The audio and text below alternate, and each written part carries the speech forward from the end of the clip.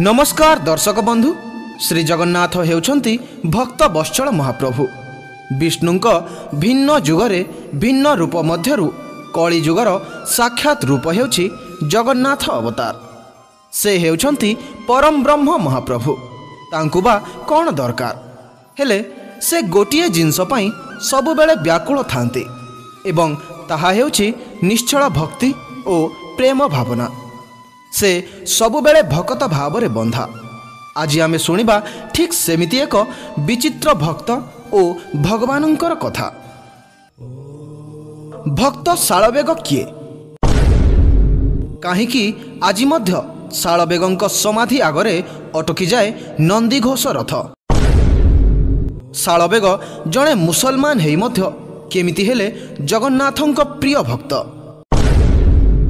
आसंतु जानिबा संपूर्ण सत्यतार कहानी।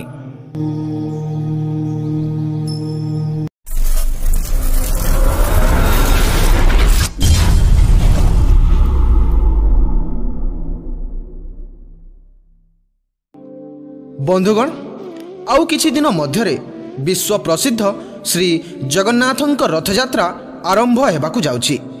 एही रथयात्रा रे महाप्रभु निजे श्री मंदिररू बाहर को आसी भक्तों को दर्शन देइथांती। रथयात्रा विषय काहाकू बा अजणा समस्ते एहा मध्य जानिछंती जे दिने भक्तों डाक शुणी महाप्रभु रथ को अटकाई देइथिले। जेते चेष्टा कले मध्य रथ को केही गड़ेई पारि नथिले। शेषरे सही भक्त पहुँचिला परे पुणी थरे रथ गड़िथिला एवं आज मध्य रथयात्रा समय रे सही भक्तों समाधि आगरे रथटी अटकी जाए।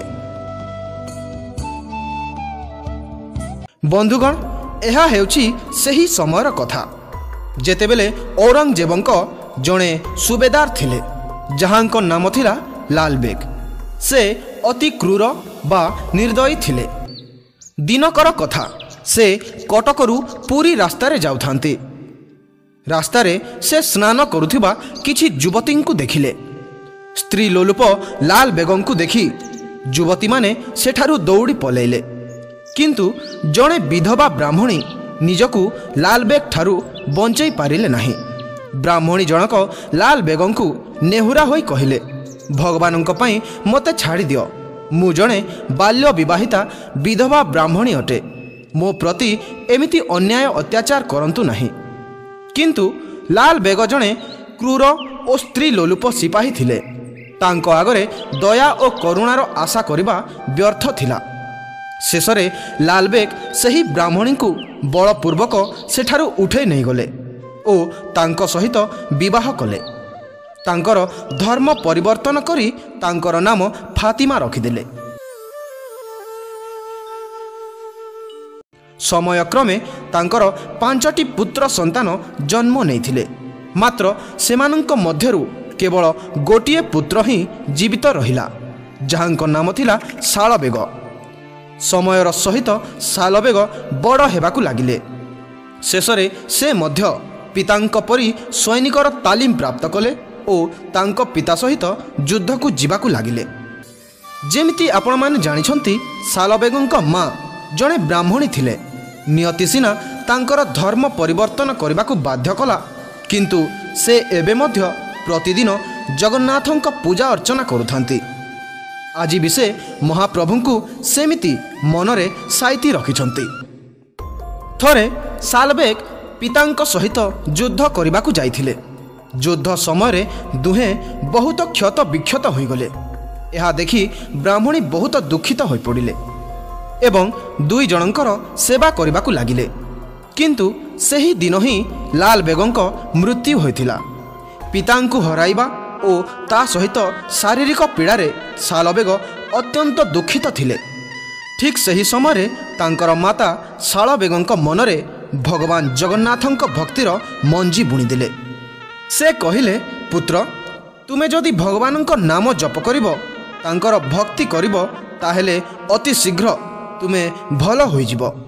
मातांक कथा शुणी शालवेग जगन्नाथंक विषय जानिबा पई इच्छा प्रकाश कले। माता शालवेगंकु बुझाई कहिले जे वृंदावन निवासी श्री कृष्ण ही हेउछंती परम भगवान। ଏବଂ ସେ ହିଁ ଏହି କଳି ଯୁଗରେ ଶ୍ରୀ ଜଗନ୍ନାଥ ରୂପରେ ପୂଜା ପାଉଛନ୍ତି। ଶାଳବେଗ ଯେତେବେଳେ ଏସବୁ ଶୁଣିଲେ ତାଙ୍କୁ ପ୍ରଥମେ ବିଶ୍ୱାସ ହେଲା ନାହିଁ, କିନ୍ତୁ ମାତାଙ୍କ କଥାରେ ତାଙ୍କର ସମ୍ପୂର୍ଣ୍ଣ ବିଶ୍ୱାସ ଥିଲା। ଏହାପରେ ସେ ଶ୍ରୀ ଜଗନ୍ନାଥଙ୍କ ଭକ୍ତି କରିବା ଆରମ୍ଭ କଲେ। ଭଗବାନଙ୍କୁ ସେ ବହୁତ ପ୍ରାର୍ଥନା କଲେ ଯେ ହେ ପ୍ରଭୁ ମୋତେ ଠିକ୍ କରିଦିଅ।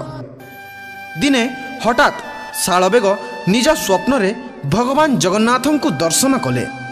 ଭଗବାନ ଶାଳବେଗଙ୍କୁ ଏକ ବିଭୂତି ପାତ୍ର ଦେଇ କହିଲେ, ହେ ଶାଳବେଗ, ଯଦି ତୁମେ ଏହି ବିଭୂତିକୁ ନିଜ ଶରୀରରେ ଲଗାଇବ ତାହେଲେ ତୁମେ ଜଲ୍ଦି ହିଁ ଠିକ୍ ହୋଇଯିବ।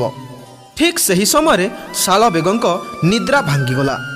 ଶାଳବେଗ ଉଠିକି ଦେଖିଲେ ଯେ ସତରେ ତାଙ୍କ ପାଖରେ ଏକ ବିଭୂତି ପାତ୍ର ରଖା ହୋଇଥିଲା। ସେ ସମ୍ପୂର୍ଣ୍ଣ ବିଭୂତିକୁ ତାଙ୍କ ଦେହରେ ଲଗାଇ ଦେଲେ। ତାପରେ ସେ ଶୀଘ୍ର ହିଁ ଭଲ ହେବାକୁ ଲାଗିଲେ। ତାଙ୍କର ସମସ୍ତ କ୍ଷତ ଭରିଗଲା ଓ ପୀଡ଼ା ମଧ୍ୟ ଦୂର ହୋଇଗଲା। ଏହି ଚମତ୍କାର ପରେ ସେ ଭଗବାନଙ୍କୁ ଅଶେଷ ଅଶେଷ ଧନ୍ୟବାଦ ଜଣାଇଲେ ଓ ଭଗବାନଙ୍କ ପ୍ରତି ତାଙ୍କର ଭକ୍ତି ଆହୁରି ଦୃଢ଼ ହୋଇଗଲା। ଶାଳବେଗ ସେହି ଦିନଠାରୁ ସବୁବେଳେ ଭଗବାନଙ୍କ ଜପ କରିବା ଆରମ୍ଭ କରିଥିଲେ। ଥରେ ତାଙ୍କୁ କେହି ଜଣେ ପରାମର୍ଶ ଦେଲେ ଯେ ସେ ପୁରୀ ଯାଇ ଶ୍ରୀ ଜଗନ୍ନାଥଙ୍କ ଦର୍ଶନ କରିବେ। ଏହା ଶୁଣି ସେ ଜଗନ୍ନାଥଙ୍କ ଦର୍ଶନ ଅଭିଳାଷେ ପୁରୀ ଅଭିମୁଖେ ଯାତ୍ରା ଆରମ୍ଭ କଲେ। କିନ୍ତୁ ଯେହେତୁ ସେ ଜଣେ ମୁସଲମାନ ଥିଲେ, ମନ୍ଦିର ଭିତରକୁ ପ୍ରବେଶ କରିବା ତାଙ୍କୁ ନିଷେଧ ଥିଲା। ସେଇଥିପାଇଁ ସେ ପୁରୀରେ ରହି ଭଗବାନଙ୍କ ବାହାର ଲୀଳା ଯେମିତି ଚନ୍ଦନ ଯାତ୍ରା, ସ୍ନାନ ଯାତ୍ରା ଓ ରଥଯାତ୍ରାରେ ଭଗବାନଙ୍କ ଦର୍ଶନ କରୁଥିଲେ। ଭଗବାନଙ୍କ ଦର୍ଶନ କରି ସେ ନିଜକୁ ଧନ୍ୟ ମନେ କଲେ।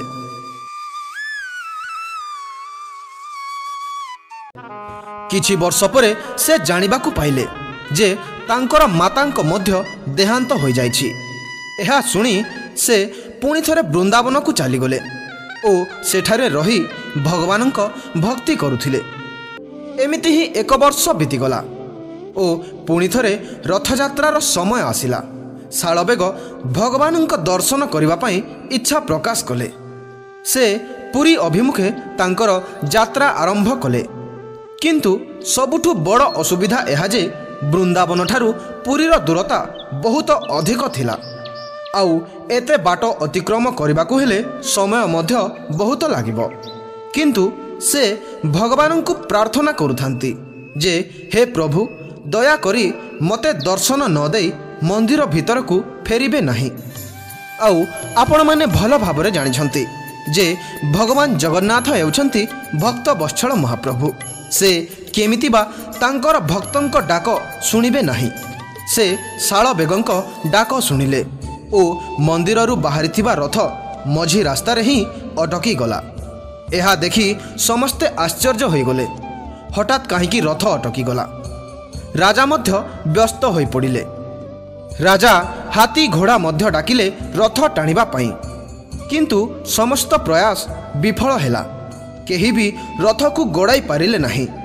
ଏହାପରେ ରାଜା ଭଗବାନଙ୍କୁ ପ୍ରାର୍ଥନା କରିବାକୁ ଲାଗିଲେ ଯେ ହେ ପ୍ରଭୁ, ମୋର କେଉଁ ଭୁଲ ହେଲା ଯେ ଆପଣଙ୍କ ରଥ ମଝିରେ ହିଁ ଅଟକି ଗଲା? ସେପଟେ ଶାଳବେଗ ଭାବୁଥାନ୍ତି ଯେ ଏବେ ଯାଏଁ ତ ରଥ ଟଣା ସରିଯାଇଥିବ।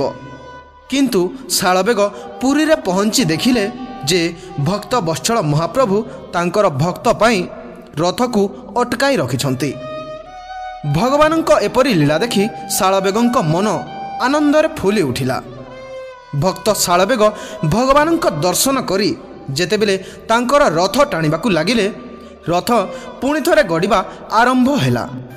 ଏହା ଦେଖି ସମସ୍ତେ ଭକ୍ତ ଶାଳବେଗଙ୍କ ଜୟକାର କଲେ।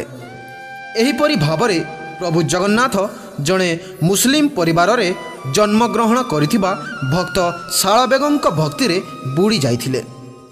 ଆଉ ସେଇଥିପାଇଁ ଆଜି ମଧ୍ୟ ରଥଯାତ୍ରା ସମୟରେ ଭକ୍ତ ଶାଳବେଗଙ୍କ ଗୀତ ବୋଲାହୁଏ ଓ ଭଗବାନ ଜଗନ୍ନାଥଙ୍କ ରଥକୁ ଭକ୍ତ ଶାଳବେଗଙ୍କ ସମାଧି ନିକଟରେ ଅଟକା ହୁଏ। ଏହି କାହାଣୀରୁ ଏହା ପ୍ରସିଦ୍ଧ ହୁଏ ଯେ ଭଗବାନ ଭକ୍ତର ଜାତି ଧର୍ମ ଦେଖନ୍ତି ନାହିଁ। ସେ ଦେଖନ୍ତି ତ କେବଳ ମନର ଭକ୍ତି। ସତରେ ମହାପ୍ରଭୁ ଜଗନ୍ନାଥ ଭକତ ଭାବରେ ବନ୍ଧା। ତ ଦର୍ଶକ ବନ୍ଧୁ, ଏହା ଥିଲା ମହାପ୍ରଭୁ ଜଗନ୍ନାଥ ଓ ଭକ୍ତ ଶାଳବେଗଙ୍କ ଏକ ସୁନ୍ଦର କାହାଣୀ। ଭିଡ଼ିଓଟି କେମିତି ଲାଗିଲା କମେଣ୍ଟ ମାଧ୍ୟମରେ ଜଣାନ୍ତୁ ଏବଂ ପ୍ରତ୍ୟେକ ସୋମବାର ସକାଳ 9ଟାରେ ଗୋଟିଏ ସୁନ୍ଦର କାହାଣୀ ଶୁଣିବା ପାଇଁ ଚ୍ୟାନେଲକୁ ମଧ୍ୟ ସବସ୍କ୍ରାଇବ୍ କରି ରଖିଥାନ୍ତୁ। ଭିଡ଼ିଓକୁ ଶେଷ ଯାଏଁ ଦେଖିଥିବାରୁ ଅଶେଷ ଅଶେଷ ଧନ୍ୟବାଦ।